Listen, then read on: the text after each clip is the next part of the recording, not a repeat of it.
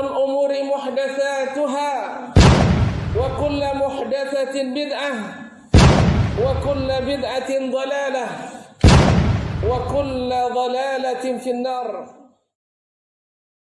Ada seorang namanya Amr bin Luhai atau Lu'ay Al-Khuzai. Dia orang kaya, tokoh, dan dermawan. Setiap acara keagamaan, beliaulah yang sering menanggulangi dan menalangi biaya. Kalau yang paling banyak nyumbang duduknya di mana, Pak? Yang paling banyak nyumbang duduknya di mana? Di belakang. Yang paling banyak nyumbang acara. Pasti mendapat tempat. Iya kan? Lama-lama sering di depan, akhirnya diminta berikan sambutan.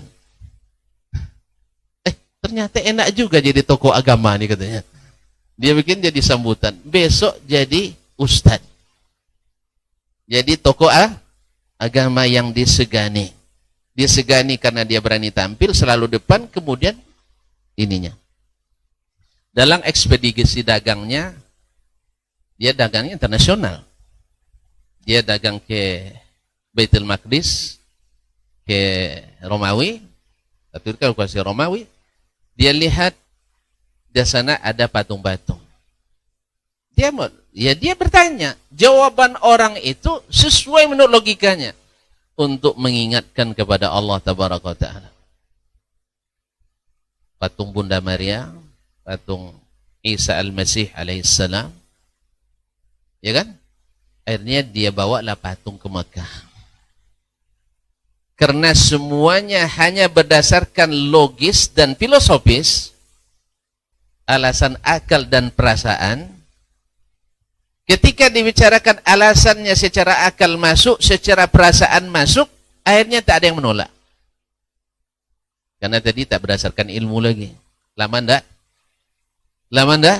Ndak ngaji. Ma'asyarul kiram dirahmati Allah SWT. Akhirnya diterima. Menengok orang Makkah, orang Quraisy punya patung, orang Hawazin di Taif tidak tenang pula. Awak tak ada pula. Orang Jeddah minta pula. Orang di Bani Jumaih minta pula, dan seterusnya. Akhirnya banyaklah patung-patung. Karena Ka'bah adalah milik orang Arab waktu itu. Ya kan mereka sebagai pewaris agama Nabi Ibrahim menurut mereka. Akhirnya Ka'bah pun menjadi tempat perwakilan masing-masing kabilah, ada patungnya. Sehingga sebanyak hari dalam setahun 360 ekor berhala. Ma'asyarul kiram dirahmati Allah. Ini mendatangkan rahmat atau mendatangkan laknat? Patung, berhala, mendatangkan rahmat Allah atau mendatangkan laknat Allah? Datangkan laknat. Mereka berada dalam la'inullah, laknat Allah Subhanahu wa ta'ala. Ini dari sisi akidah, dan masih banyak lagi. Belum lagi bila ingin melakukan suatu perdagangan, suatu perundingan, mengambil cara dengan tanda-tanda alam yang tidak Allah jadikan sebagai tanda. Misalnya dengan menerbangkan burung. Kalau burungnya terbang ke kanan, ini tanda berhasil. Terbang ke kiri, tanda gagal. Tak mau terbang?